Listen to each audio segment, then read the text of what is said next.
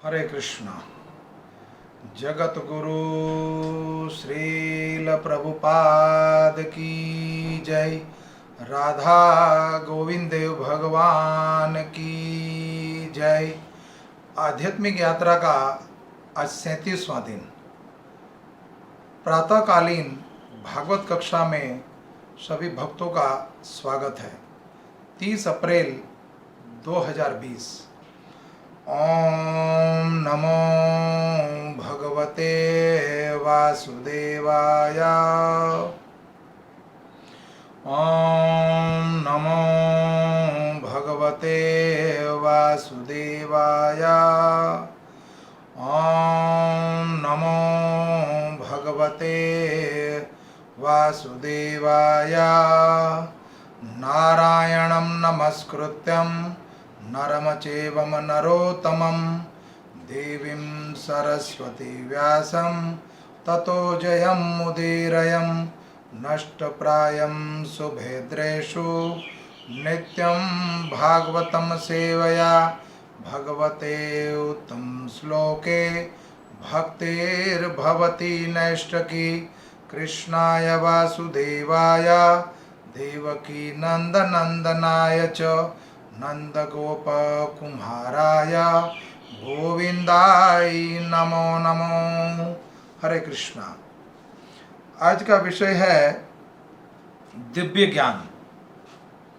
भागवत गीता अध्याय 4 श्लोक संख्या 7 और 8।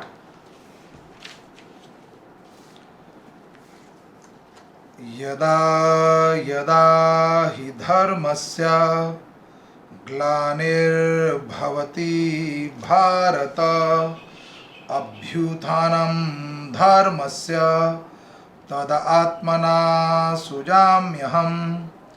यदा यदा हि धर्मस्य ग्लानिर्भवति भारत अभ्युत्थानं धर्मस्य तदात्मनं सृजाम्यहम्। यदा यदा हि धर्मस्य ग्लानिर्भवति भारत अभ्युत्थानं धर्मस्य तदा आत्मनं सृजाम्यहम्। तात्पर्य और अनुवाद जगत गुरु श्रील प्रभुपाद के द्वारा। शब्दार्थ: यदा यदा जब भी और जहाँ भी, ही निश्चय ही, धर्मस्य धर्म की, ग्लानि हानि और पतन, भवति होती है, भारत है भरतवंशी, अभ्युत्थानम प्रधानता, अधर्मस्य अधर्म की,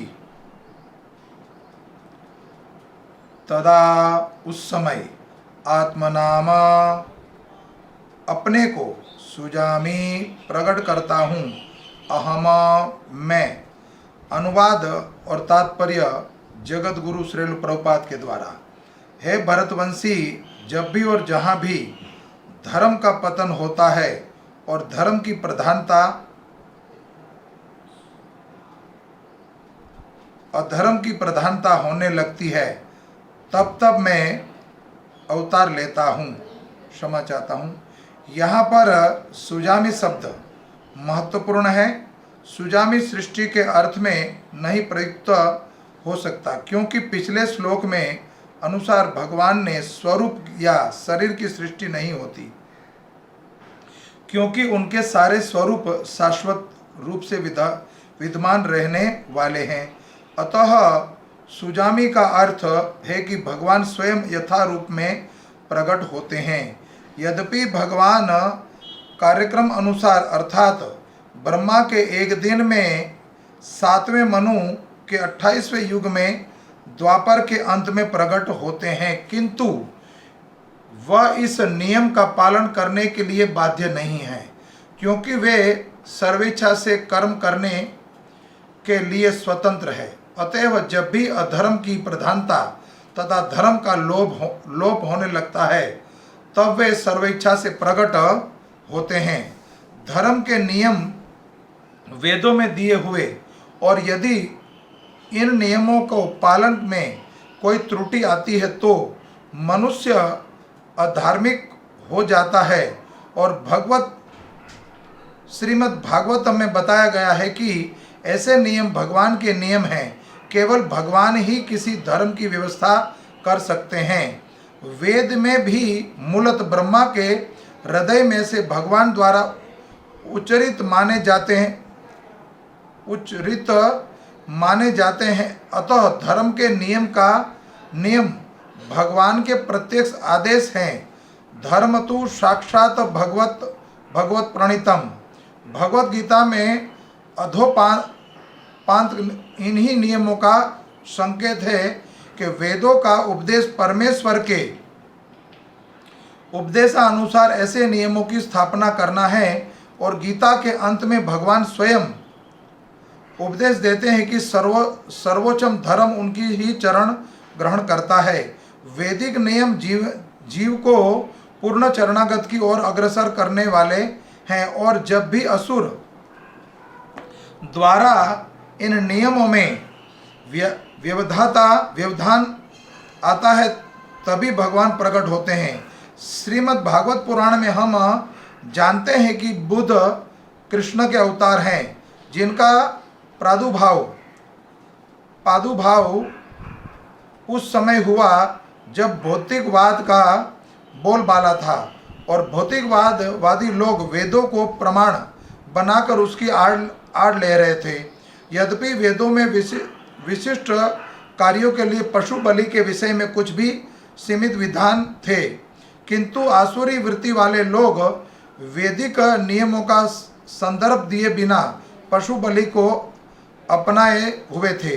भगवान बुद्ध इस अनाचार को रोकने तथा अहिंसा के वैदिक नियमों की स्थापना करने के लिए अवतरित हुए। अतः भगवान के प्रत्येक अवतार का विशेष उद्देश्य होता है और उन सब का वर्णन शास्त्रों में हुआ है। यह तथ्य नहीं है कि केवल भारत की धरती में भगवान अवतरित होते हैं। वे कहीं भी और किसी भी काल में इच्छा होने पर प्रकट हो सकते हैं। वे प्रत्येक अवतार लेने पर धर्म के विषय में उतना ही कहते हैं जितना कि उस परिस्थिति में जन समुदाय विशेष समझ सकता है, लेकिन उपदेश एक ही रहता है। लोगों को इस भावना भावित करना तथा धार्मिक नियमों के प्रति आज्ञाकारी बनाना। कभी वे स्वयं प्रकट होते हैं तो कभी अपने प्रामाणिक प्रतिनिधि को अपने पुत्र या दास के रूप में भेजते हैं, या वे वेश बदल कर स्वयं ही प्रकट होते हैं। भगवत गीता के सिद्धांत अर्जुन से कहे गए थे, अतः वे किसी भी महापुरुष की प्रति हो सकते थे, क्योंकि अर्जुन संसार के अन्य भोगों के सामान्य पुरुषों की अपेक्षा अधिक जागरूक था। 2 और 2 मिलकर 4 होते हैं। यह गणित नियम प्राथमिक कक्षा के विद्यार्थी के लिए उतना ही सत्य है जितना उच्च कक्षा की विद्यार्थी के लिए। तो भी गणित उच्चतर तथा निम्नतर का होता है। अतएव भगवान प्रत्येक अवतार में एक जैसे सिद्धांतों को शिक्षा देते हैं, जो परिस्थिति के अनुसार उच्च या निम्न प्रतीत होते हैं। जैसा कि आगे बताया जाएगा, धर्म के उच्चतर सिद्धांत चारों वर्ण आश्रम को स्वीकार करने से प्रारंभ होते हैं। अवतारों का एकमात्र उद्देश्य सर्वत्र कृष्ण भावनामृत को उद्बोधित करना है। परिस्थिति के अनुसार ये भावनामृत प्रकट तथा अप्रकट होता है। चारों वर्णन का अर्थ हुआ ब्राह्मण, क्षत्रिय, वैश्य और शूद्र। दूसरा कोई वर्णन नहीं है। तो अगले श्लोक में क्या है? परित्राणाय साधूना विनाचाय सदुष्कृताम धर्म संस्थापनार्थाय संभवामि युगे युगे। भक्तों का उद्धार करने और दुष्टों का विनाश करने तथा धर्म की फिर से स्थापना करने के लिए मैं युगों में प्रकट होता हूँ। ओम अज्ञानम तिमिरम ध्यानस्य ज्ञानजनशलाकया चक्षुरूपम येन तस्मै श्री गुरुवे नमः। वाञ्छाकल्पतरुभक्षा कृपा सिंधु एव च पतितानां पावनेभ्यो वैष्णवेभ्यो नमः। अनंत कोटि वैष्णव विंद की जय। दिव्य ज्ञान, दिव्य ज्ञान में भगवान कहते हैं जब सृष्टि पे भार बढ़ता है, सृष्टि पे जब भार मतलब दुष्टों और अधर्म का जब भार बढ़ता है, पृथ्वी पे इतने पहाड़ है, इतने वृक्ष है, इतने जलाशय है, उसका भार नहीं है। भार जब पृथ्वी पर पाप बढ़ जाता है तो भगवान अवतरित होते हैं। और युगों युगों से चार चतुर्युग जैसे हैं, चारों चतुर्युग में सतयुग, त्रेता, द्वापर और कलयुग, हर युग में भगवान अवतरित होते हैं समय के अनुसार और समय की जो मांग है उसके अनुसार। आध्यात्मिक यात्रा में हम अभी प्रवेश कर रहे हैं। आज 37वां दिन है। इस समय सारी यात्रा बंद है, समय प्रतिकूल है, हवाई यात्रा बंद है, रेल यात्रा बंद है, रोड सेवा भी बंद है, जल सेवा भी बंद है। तो जितनी यात्रा हैं सारी की सारी यात्रा इस समय स्थगित हो चुकी है। और इस धार्मिक यात्रा में, आध्यात्मिक यात्रा 1966 में ये यात्रा प्रारंभ करी थी जगत गुरु श्रील प्रभुपाद ने। उस दिन से लेकर आज तक ये यात्रा और आगे भी प्रारंभ रहेगी इसी स्थिति में। आध्यात्मिक यात्रा का जो ये यात्रा है, इसमें जो ड्राइवर हैं वो साक्षात भगवान श्री कृष्ण हैं। वो इस यात्रा का मार्गदर्शन कर रहे हैं और हम लोग इसमें सफ़र कर रहे हैं। और इसमें गाइड जो हैं, जो गुरु हैं, वो जगत गुरु श्रील प्रभुपाद हैं। और ये प्लेटफॉर्म, जिस प्लेटफॉर्म पे आके जो रुकी है, उस प्लेटफॉर्म का नाम है स्कॉन, जिसमें जिसको आना है आ जाइए। International Krishna conscious society. ये यात्रा इंटरनेशनल है, देश और विदेशों में भी जाती रहती है और ये परंपरागत आई हुई है। ब्रह्मा से नारद मुनि, नारद मुनि से व्यासदेव और व्यासदेव से सुखदेव गोस्वामी और सुखदेव गोस्वामी से परीक्षित महाराज और परीक्षित महाराज से हम लोग तक ये कथा प्रचार हो रहा है। सारी यात्रा इस समय स्थगित हो चुकी है। एक यात्रा जो कभी खत्म नहीं होती वो है आध्यात्मिक यात्रा। जैसे कुछ समय पहले ये हरिनाम धन है और कुछ समय पहले संसारिक धन, उस पर बैन लग गया था कि आज रात को 12 बजे से ये नोट जो सब खत्म। लेकिन ये हरिनाम धन कभी भी खत्म नहीं हो। जितना खर्चोगे उतना और बढ़ेगा। मीरा ने क्या गाया था? खर्चे ना खूटे, चोर ना लूटे। जितना मर्जी खर्च हो, इसको दिव्य धन है और दिव्य संपत्ति, दिव्य यात्रा है ये, इसलिए इसको बोला गया आध्यात्मिक यात्रा। तो समय का सदुपयोग करो ना। इस यात्रा में आप लोग, मैं आपके साथ और आप मेरे साथ यात्रा कर रहे हैं। तो संसार में ऐसी कई यात्रा होती हैं, टूरिज्म होते हैं, उनके जो लीडर होते हैं वो आपको गाइड करते रहते हैं आपको किस स्थान पर जाना है। आपके पास वाहन है, वाहन के बाद या किसी तरह से किराए का वाहन लिया तो आप आध्यात्मिक यात्रा के लिए किसी भगवत स्थान पर तीर्थ जाना चाह रहे हो या मन की तृप्ति करने के लिए, इंद्र तृप्ति करने के किसी हिल स्टेशन पर जाना चाहते हो। उसमें भी कई स्थिति हैं। असुर वृत्ति के लोग और भगवत धाम जाने वाले सात्विक लोग, सतोगुणी या असुर वृत्ति के लोग। सब वैसे तो भगवान के जो भक्त हैं, जो तीन महादेव, तीन जो देव शक्ति बताई गई, ब्रह्मा विष्णु और महेश, सतोगुणी, रजोगुणी और तमोगुणी, ये इनमें से कोई भी मांसाहारी नहीं है। अब मेरा कहने का तात्पर्य यहाँ पर यह है कि जब सतयुग में भी असुर थे, त्रेता में भी असुर थे और द्वापर में भी असुर योनि थी, तो कलयुग में क्यों नहीं होगी? हर एक युग में असुर जाति, देवता और दानव, सूर तथा असुर, ये हर युग में आते रहे हैं। और असुर का सर्वनाश करने के लिए, दुष्टों का सर्वनाश करने के लिए भगवान बारंबार आते रहते हैं। तो कलयुग में भी हो सकता है करुणा के रूप में भगवान कुछ लीला कर रहे हो। लेकिन सतयुग में भी हम देख रहे हैं कि ध्रुव जैसा भक्त, जो असुर वृत्ति का परिवार था, उनका कुंबा राक्षस कुंड था, लेकिन वहां भी भक्त प्रहलाद प्रकट हुए। त्रेता युग में रामावतार में रावण ब्राह्मण परिवार था, लेकिन उनके व्यवहार असुर वृत्ति जैसे थे, तो उनके घर में विभीषण, ये भी भक्त परिवार में से हैं।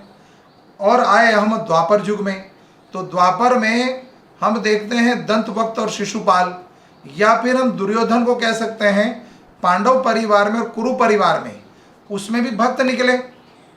विष्णु पितामह, 5 पांडव और विदुर जी, तो उसी परिवार में से असुर वृत्ति के हो गए आपके दुर्योधन इत्यादि, वो साक्षात काल का अवतार हुआ। और जरासंध, दंतवक्त, शिशुपाल, तो उनका वध करने के लिए भगवान को आना पड़ा।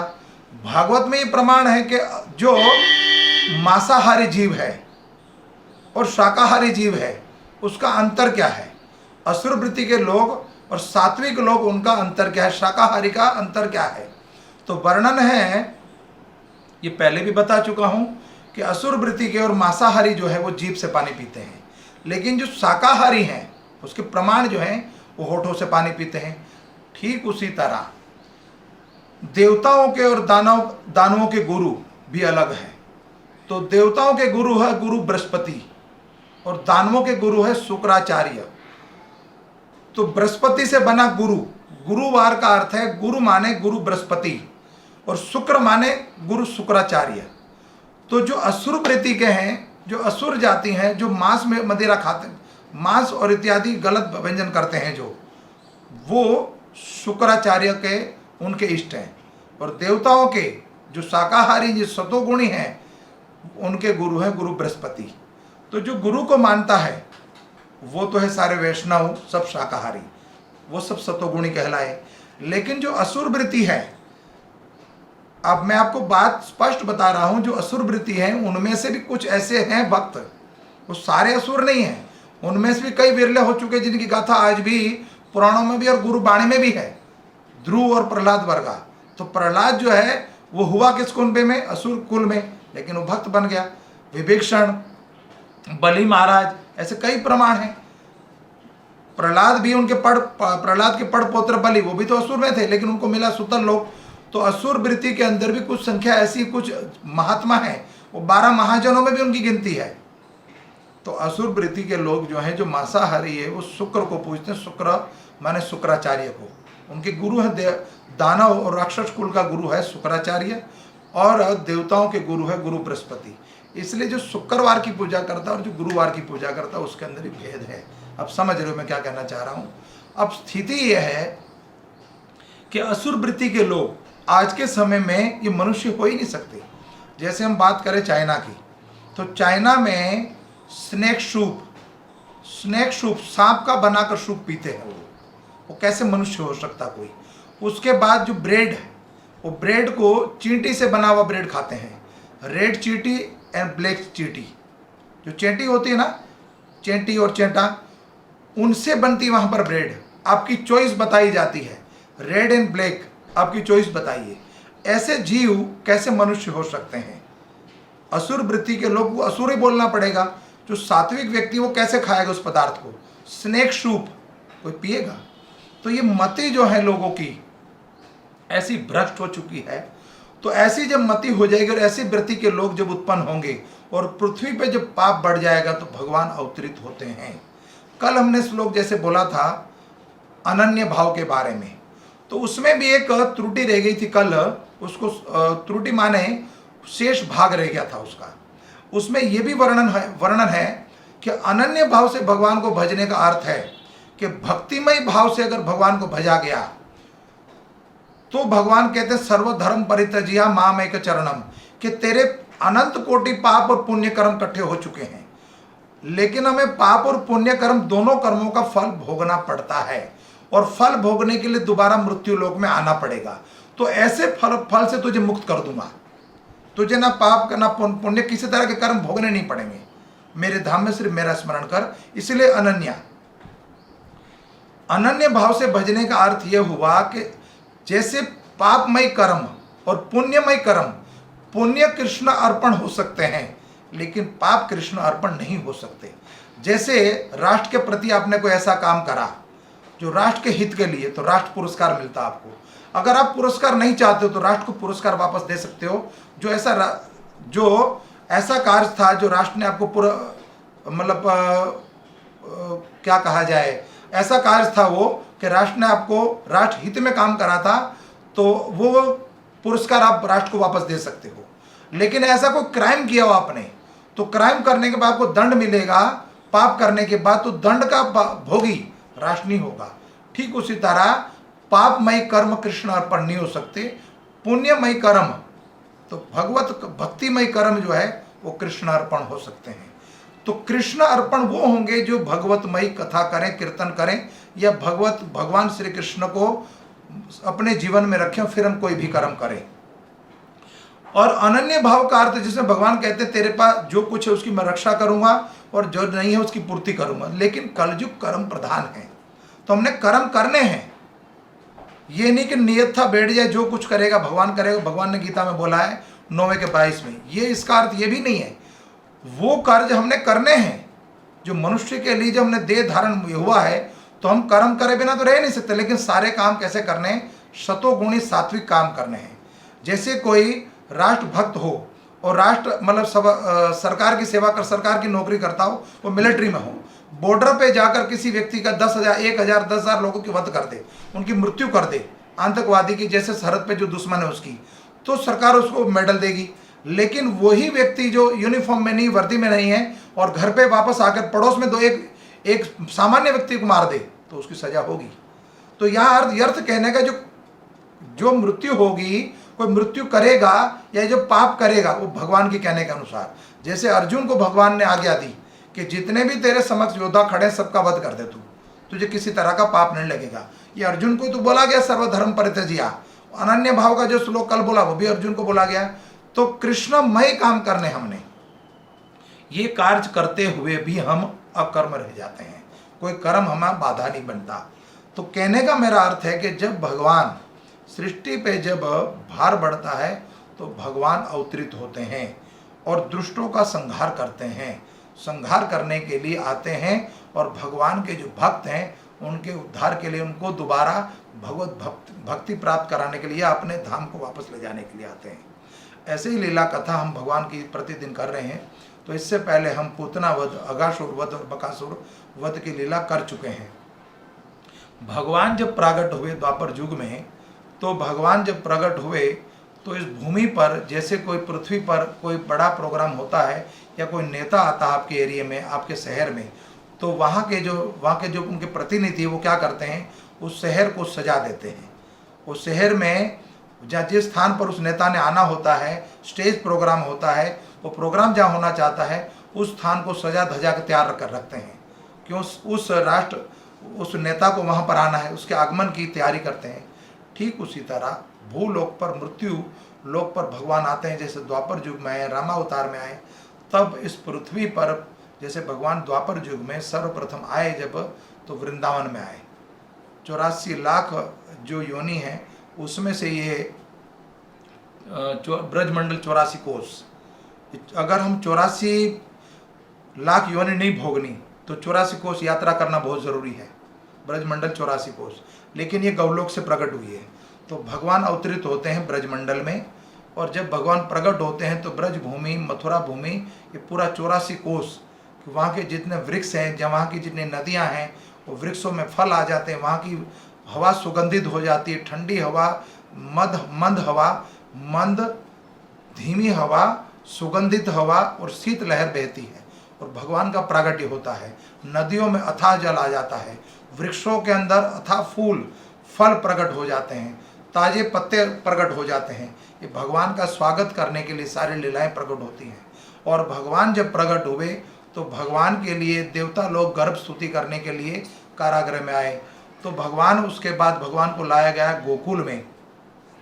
गोकुल में वासुदेव जी ने जब भगवान को स्थापित करा, नंद महाराज और यशोदा के यहाँ पर, तो नंद और माता यशोदा, यश की खान और नंद का उत्सव मनाने के लिए आनंद, ये पूर्व जन्म में धरा और वसु, जो वसुओं में श्रेष्ठ, ये वसु में श्रेष्ठ जो है वो धरा प्रकट हुए। धरा और वसु का प्रागट्य जो है वो नंद और यशोदा है। तो ये प्रकट हुए द्वापर युग में। और यहाँ पर वर्णन है भागवतम के 10वें स्कंद में इनका बता दिया गया है। सुखदेव कहाँ है? वसुदेव श्रेष्ठ द्रोण और धरा, जो सर्वश्रेष्ठ वसु हैं उनसे प्रकट हुए द्रोण और उनकी पत्नी हुई धरा। तो द्रोण और धरा बने इस द्वापर युग में माता यशोदा और नंद महाराज। प्रश्नी और सुतपा ये बने माता देवकी और वसुदेव जी। वसुदेव के पुत्र वासुदेव भगवान साक्षात कृष्ण। भगवान कृष्ण का प्रागट्य हो गया है तो प्रतिदिन समय बीत रहा है। अब भगवान ने करवट बदलना शुरू करा है। पहली बार भगवान ने करवट बदली तो ब्रज में करवट बदलने का उत्सव था, अनुष्ठान करा गया। कई साधुओं को बुलाया गया, उनके गुरु गर्गाचार्य को बुलाया गया और जात कर्म इत्यादि कार्य करने के लिए जब वो प्रकट हुए देवतागण वहां पर और साधु और महात्मा और कई पंडित लोग विद्वान जो प्रकट हुए, तो नंद महाराज उत्सव मनाना चाह रहे थे कि भगवान श्री कृष्ण ने, मेरे पुत्र ने पहली बार करवट बदली है। तो करवट उत्सव था और साथ में था तृणावत नाम के राक्षस का वध। तो जब उत्सव का कार्य प्रारंभ होना था तो माता यशोदा ने क्या करा, भगवान श्री कृष्ण को एक सकट माने छकड़े के नीचे झूला बांध दिया गया और उस झूले के अंदर भगवान को सुला दिया पालना बांधकर। तो इस प्रसंग का नाम है सकट भंजन। तो सकट टूटेगा और तृणावत का वध होगा। अब ये लीला प्रारंभ हो रही है कि भगवान धीरे धीरे बड़े होते जा रहे हैं। तो कुछ समय में जैसे भगवान ने करवट बदली तो भगवान को पालने में सुलाया और अंदर उत्सव मनाया जा रहा है। तो ब्रजवासी सारे इकट्ठे हो गए नंद महाराज के घर, नंद के महल में। अब नंद उत्सव मनाया जा रहा है। तो भगवान जब झूले में झूल रहे हैं, भगवान कहते हैं मेरे लिए कार्य हो रहा है और मुझे घर से बाहर कर दिया।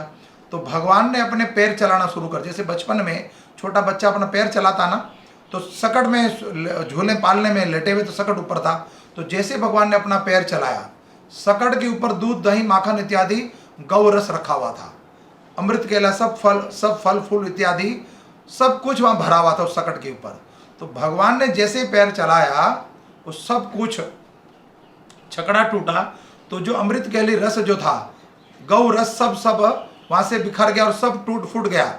छकड़ भी टूटा और सारा सामान फैल गया और धड़ाम से आवाज आई। तो वहां कुछ बच्चे खेल रहे थे, वो बच्चे भी डर गए, डर के तुरंत गए नंद महल के अंदर और माता यशोदा को खबर दी कि बाहर जो छकड़ा टूट गया जिसपे भगवान श्री कृष्ण का पालना था, कान्हा को जिसमें लटाया था। तो माता यशोदा भयभीत हुई, अपने सखियों को लेकर दौड़ती हुई, चिंतित थी बड़ी, दौड़ती हुई तुरंत प्रांगण में आई और देखा तो सकट टूटा पड़ा और सारा सामान इधर उधर टूटा बिखरा पड़ा है। और देखा कि वो छकड़ा टूट के दूर पड़ा है। तब ब्रजवासियों ने उन बच्चों से पूछा कि छकड़ा कैसे टूटा। तो वास्तव में उसके ऊपर तृणावत था, तृणावत नाम का असुर जो कंस ने फिर दोबारा भेजा था। ये एक बवंडर के रूप में प्रकट हुआ था, उसके ऊपर ही था। तो भगवान उसको मारना चाह रहे थे। तो भगवान ने जैसे पैर चलाए वो ऊपर की ओर धूल भरा अंधेड़, एक चक्रावत जो वो आ गया। और भगवान ने क्या करा, उस अंधेड़ जैसे आए तो भगवान तो बाहर दिखे नहीं। वो ब्रजवासी और माता यशोदा अपनी सखियों के साथ जब बाहर आई अपनी दासियों के साथ तो भगवान दिखे नहीं। भगवान ने क्या करा था, उस तृणावत को गले से पकड़ लिया बड़े जोर से, पीठ के पीछे की ओर से तृणावत को पकड़ लिया और तृणावत उसको लेकर उड़ा, जैसे पूतना उड़ी थी वैसे ऊपर उड़ा। और भयावह शरीर था, भारी था। लेकिन माता यशोदा ने जब देखा कि ये लीला होने से पहले त्रुटि रह रही है कि माता यशोदा भगवान श्री कृष्ण को स्तनपान करा रही थी। तो स्तनपान कराते कराते भगवान श्री कृष्ण भारी हो गए। तो भारी हो गए तो भगवान कृष्ण को गोद में उठाया नहीं जा रहा है। तो माता यशोदा ने भगवान श्री कृष्ण को नीचे लटा दिया। तो वहां से उस बवंडर में वो चले और कृष्ण इतने भारी थे कि वो तृणावत के पीछे लटक गया और तृणावत का गला एकदम से गला घुटने लगा और तृणावत उड़ा। और बार बार तृणावत की वही आंखों की पुतलियां बाहर निकलती जा रही हैं। भगवान को कहते हैं छोड़, लेकिन भगवान तो छोड़ना जानते नहीं। अब वो भगवान तो छूटे नहीं, लेकिन ऊपर की ओर उड़ते उड़ते उड़ते वो भगवान कृष्ण समेत नीचे गिरा, उनकी मृत्यु हो गई। और भगवान श्री कृष्ण तो उनकी पीठ पर खेल रहे थे। सखियों ने उठा के माता यशोदा को भगवान श्री कृष्ण को दे दिया और तृणावत वध हुआ। तृणावत वध होने के बाद प्रतिदिन कुछ लीलाएं हो रही ऐसी। एक दिन देखा कि भगवान श्री कृष्ण जो भी कुछ खाते हैं वो वोमिटिंग कर देते हैं। तो भगवान की माता यशोदा कहती है, गोपियां पता नहीं कोई बर्तन साफ रखती नहीं रखती, कैसा दूध पिलाती, मेरे कानों को माखन कैसा खिलाती हैं, तो मेरा पुत्र स्वस्थ नहीं है, इनका हमेशा स्वास्थ्य खराब रहता है, तो आज मैं खुद दोहन करूंगी, फिर मैं उनको दूध पिलाऊंगी। कथा लंबी हो रही थोड़ी सी, क्षमा चाहता हूं। तो भगवान के लिए माता यशोदा खुद खीरक में गई। खीरक जहां गायों को बांधते हैं, गौशाला, उसको खीरक बोलते हैं। तो वहां पर एक गाय थी जिसका नाम था पद्मगंधा। वो पद्मगंधा एक विचित्र गाय थी, श्वेत वर्ण की थी। लेकिन पद्मगंधा को जो उनकी पद्मगंधा की जो खुराक थी, उनका जो रोज की जो डाइट थी वो क्या थी, 10,000 गाय को दोहकर 1,000 गाय को दूध पिलाया जाता था। 9 लाख गाय थी, 10,000 गाय को दोहकर 1,000 गाय को दूध पिलाया जाता था। 1,000 गाय को दोहकर 100 गायों को दूध पिलाया जाता था। 100 गायों को दोहकर वो दूध पद्मगंधा को पिलाया जाता था। 100 में से 10 के बाद पद्मगंधा। तो वो दिव्य गाय थी, उसका दोहन कर कर माता यशोदा भगवान श्री कृष्ण को दूध पिलाती थी। कल जो कथा होगी वो दामोदर लीला होगी। कथा मुझे लगता है बड़ी हो जाएगी। तो माता यशोदा इतना प्रेम करती थी अपने लाडले से, अपने कृष्ण से। तो भगवान दिव्य लीला करते हैं प्रतिदिन। दिव्य लीला होती है जब वो प्रकट होते हैं इस आध्यात्मिक जगत को लेकर, दिव्य लोक को लेकर प्रकट होते हैं मृत्यु लोक में, भक्तों के उद्धार के लिए और पापियों का सर्वनाश करने के लिए। तो हम अगर भक्ति भाव से प्रतिदिन यात्रा करेंगे आप लोगों के साथ, कथा को यहीं विराम देता हूं। दामोदर लीला है, 10 मिनट में या तो समाप्त करते हैं। तो माता यशोदा ने वो दूध को एक चूल्हे पर रख दिया, उस गाय का दूध का दोहन करके। अब माता यशोदा भगवान के साथ शयन कर रही है उसके महल में, और भगवान श्री कृष्ण देख रही है माता बिस्तर पर नहीं है। भोर का समय हो चुका था, प्रतिदिन जैसे मंगला आरती का समय। तो भोर में उठकर माता यशोदा दही को मथती थी, दही का मंथन करती थी। तो दही मंथन के लिए माता यशोदा उस रूम में गई। तो भगवान श्री कृष्ण अपने बेड पे थे, लेकिन भगवान श्री कृष्ण को माता यशोदा के हाथ के और पैरों के जो नुपुर थे और माथे में जो जूड़ा था और कमर में करमधनी थी, तो जब वो दही को मंथन कर रही थी तब उनकी जो आवाज़ थी नुपुर की और पाजेब की और करमधनी की और माथे की जूड़े की, वो आवाज़ भगवान श्री कृष्ण के कानों में पड़ी। और भगवान श्री कृष्ण बड़े सांवला स्वरूप है और सुंदर पाजेब भगवान के चरण में है और गोल मटोल से हैं। तो भगवान बिस्तर से जैसे उठे, तो बाल्यावस्था थी, तो भगवान को नीचे उतारने वाला कोई नहीं था बेड से। भगवान धड़ाम से नीचे गिरे और रोते रोते बिलखते बिलखते छोटे छोटे पाजेब, छोटे छोटे पैरों से, अपने छोटे छोटे पैरों से, पैरों में पजेनिया मतलब पाजेब पहनी हुई है, उसमें नुपुर भी है और घुंघरू है। तो भगवान जैसे दौड़ते थे वो नुपुर बजती थी, और जहां वो आवाज आ रही थी उस रूम में, उस महल में, उस रूम की ओर, उस कक्ष की ओर भगवान दौड़े। तो माता यशोदा दही का मंथन कर रही है, लेकिन भगवान को भूख लगी हुई थी। तो माता ने क्या करा, भगवान श्री कृष्ण ने क्या करा, उस मथाने को पकड़ लिया जिसको माता यशोदा मथ रही थी, और मथाने को पकड़कर दूसरे हाथ से माता का स्तन पकड़ा और भगवान श्री कृष्ण माता की गोद में विराजमान हो गए। और माता ने वो दूध को दोह कर रखा था चूल्हे पर, पद्मगंधा गाय का, और भगवान श्री कृष्ण ने माता की कंचुकी से और स्तन को निकाला और स्तन पान करने लग गए बड़े चाव से। माता ने जैसे कृष्ण को देखा, अपनी गोद में श्री कृष्ण है, तो माता के स्तनों से दूध बहने लगा। इतने ललायित थे, इतना वात्सल्य भाव प्रकट हुआ माता का, और भगवान श्री कृष्ण का स्तन पान करने लगे। लेकिन उस चूल्हे पर जो दूध था, ये लीला अद्भुत लीला है, भगवान बड़े चाव से दूध पी रहे हैं। लेकिन माता ने देखा कि चूल्हे पे जो दूध था वो उबल रहा था। अभी कृष्ण तृप्त नहीं हुए थे, कृष्ण दूध पीना चाह रहे थे कि भगवान अवतरित इसलिए हुए हैं कि वात्सल्य भाव, भगवान पूर्व अवतार में द्रोण और धरा ने मांगा था कि आप हमारे पुत्र के रूप में प्रकट हो, तो भगवान ने बोल दिया यथास्तु, आप यशोदा यश की खान बनो और भगवान को और अपने पिता को आनंद दूंगा। नंद घरे आनंद भयो जे कन्हैया लाल की। नंद के घर कृष्ण भयो पुत्र भयो नहीं बोलते, नंद के घर आनंद भयो। तो आनंद देने के लिए आपके घर पे आया हूं, पुत्र के रूप में प्रकट हुआ हूं, वात्सल्य भाव प्रकट करने के लिए आया हूं। लेकिन माता ने क्या करा, भगवान के मुख में जो स्तन था वो छुड़ाकर माता ने कृष्ण को नीचे उतार दिया और दूध की ओर दौड़ी जहां पर वो दूध उबल रहा था। भगवान कहते हैं कैसी कंजूस है, 9 लाख गायें हैं और द्वापर युग में प्रकट आपके लिए वास्तव भाव प्रेम देने के लिए प्रकट हुआ हूँ, तो कितनी कंजूस है, छटाक भर दूध के लिए दौड़ी जा रही है। तो भगवान, माता दूध की ओर चली गई, भगवान ने क्या करा, भगवान को वो क्रोध आया और नटखट लीला है भगवान की।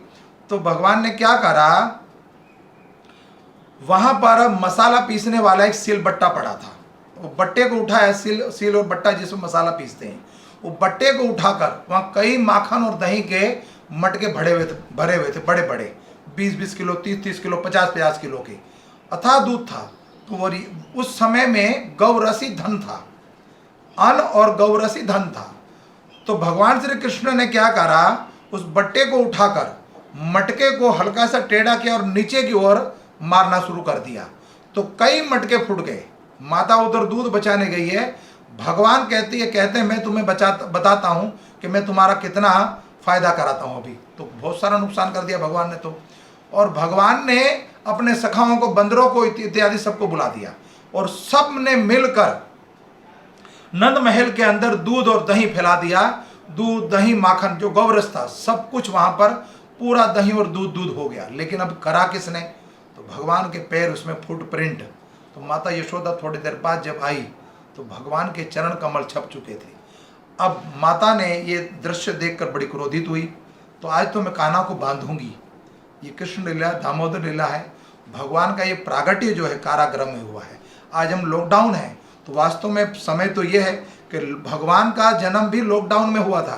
तो लॉकडाउन के समय ये इसलिए कारागृह की लीला, भगवान के प्रागट्य की लीला कर रहा हूँ। वैसे तो कृष्ण जन्माष्टमी के समय ये लीला होनी चाहिए, लेकिन प्रसंग जो आ रहा है अभी और तिथि के अनुसार, और जैसे हम कर रहे हैं आध्यात्मिक यात्रा में कि पूतनावध भी हुआ, अगासुर बकासुर भी हो गया, तो ये लीला रह गई थी, दामोदर लीला उससे पहले की लीला।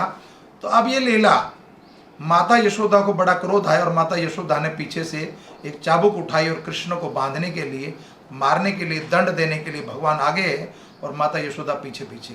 तो माता ने क्या करा कि जो मसाला कूटने वाला एक उखल होता है, उखल के साथ कृष्ण को बांधना चाहा। माता दौड़ रही हैं और भगवान श्री कृष्ण आगे हैं, लेकिन माता का शरीर भी भारी है, उनके स्तनों से दूध बह रहा है, माथों से, माथे पे जो जूड़ा है, वो जूड़े में जो फूल लगे वो नीचे की ओर गिर रहे हैं कि जो साक्षात त्रिलोकी के नाथ की माँ हो, उनके मस्तक पर हम कैसे निवास कर सकते हैं, वो माता के चरणों में गिर रहे हैं। ये वास्तव भाव कुछ अद्भुत लीला है और वृंदावन का नाम लेते ही वो कथा प्रकट होती है। ऐसी ये मार्मिक लीला है कि कथा कहने को मन करता है, करते ही जाए, कथा समाप्त ना हो, लेकिन समय कुछ ऐसा है, आज की कथा बहुत लंबी हो जाएगी। अब भगवान आगे की ओर जा रहे हैं, भगवान पकड़ में नहीं आ रहे, माता पसीने से लथपथ हो गई है। तो ये दृश्य आप देखना, दामोदर यशोदा और दामोदर लीला, एक दृश्य दिखता, प्रभुपाद ने फोटो में बताया हुआ है। अब माता यशोदा पीछे पीछे और भगवान कृष्ण बड़ी मुश्किल से भगवान के, माता के हाथ में, जैसे भगवान ने देखा अपनी तिरछी दृष्टि से कि माता थक चुकी है, अब तो भगवान रुक गए एक स्थान पर और माता ने फिर उनको उखल के साथ बांधना शुरू करा। जब बांधना चाह रहे हैं वो, तो कई तरह की रस्सियाँ, जैसे गाय को दोहते समय गाय के पीछे पिछले 2 पैर बांधे जाते हैं, तो उनकी जितनी भी दासियाँ थी उनको बोला कि वो रस्सी लाओ। वो रस्सियाँ इकट्ठी कर दी 9 लाख गायों की, लेकिन भगवान श्री कृष्ण बंध नहीं रहे, उनका विस्तार होता जा रहा है। तो पता नहीं क्यों नहीं बंध रहा, लेकिन एक गोपी बोली कि एक रस्सी बाकी है, अभी वो रस्सी आएगी तो तुरंत बंधेगा ये। एक गोपी के घर से रस्सी नहीं आई, उस घर से रस्सी आएगी तब ये बंधेंगे। वो क्या था, बरसाना से रस्सी, राधा रानी के घर से रस्सी आएगी, तुरंत बन जाएंगे। भाव के भूखे हैं ये, प्रेम के भूखे हैं, उनके प्यार में तुरंत बन जाते हैं ये। तो जब बरसाना की रस्सी आई तो भगवान तुरंत बंध गए, और वो बंधी हुई अवस्था में भगवान यहाँ ये लीला में बताना चाह रहे हैं कि बंधी अवस्था में भी लोग जीवों का उद्धार करते हैं। और भगवान कहते हैं मैं कारागृह में बंद हूँ तो वहाँ से मुक्त हो सकता हूँ और मुक्त कर सकता हूँ। तो स्वयं मुक्त हुए और वहाँ से मथुरा से आए गोकुल में, और यहाँ बंधे जब उखल के साथ। तो भगवान नंद महाराज के महल में 2 वृक्ष थे, जो 2 अशोक वृक्ष थे, जो वो वृक्ष वास्तव में क्या थे? कुबेर के 2 पुत्र थे। कुबेर के 2 पुत्र मणिग्रीव और नल कुबेर, इनको श्राप मिला था नारद मुनि के द्वारा। एक सरोवर में अप्सराओं के साथ नग्न स्नान कर रहे थे, तो सरोवर का अपमान हुआ, तीर्थ का अपमान हुआ, तो उनको श्राप दिया कि तुम जाके वृक्ष बन जाओ। तो वृक्ष बने कहाँ पर वो दोनों? और वृक्ष बने नंद महाराज के महल के आंगन में। तो वो दोनों वृक्ष कई हजारों साल से तपस्या कर रहे थे। सतयुग की बात थी, त्रेता युग की, और त्रेता युग से लेकर अब तक वो वहाँ वृक्ष के रूप में तपस्या कर रहे थे। तो भगवान उखल को लेकर दोनों वृक्ष के नीचे से बीच में से निकले और उखल लीला हुई। और उखल लीला में, दामोदर लीला में क्या हुआ? बंधी अवस्था में भी जो बंधा हुआ जो बद्ध जीव है उसको मुक्त करके दिखा दिया। तो उस वृक्ष जैसे गिरे दोनों, उस वृक्ष से दोनों प्रकट कौन हुआ? मणिग्रीव और नल कुबेर। तो इन दोनों का उद्धार करा। तो ये भगवान यहाँ पर ही लीला प्रकट करके बताते हैं कि मैं बंधी व्यवस्था में भी तुम्हारा उद्धार कर सकता हूँ। कैसा भी कोई जीव मेरे चरण में एक बार आ जाए तो मैं उनका उद्धार कर सकता हूँ। तो ये लीला महत्वपूर्ण है। कथा और लंबी है, फिर कल बताएंगे इस कथा में शेष भाग जो होगा। आज की कथा को यहीं विराम देता हूँ। धन्यवाद। हरे कृष्णा। पुनः फिर आपसे कल मिलेंगे।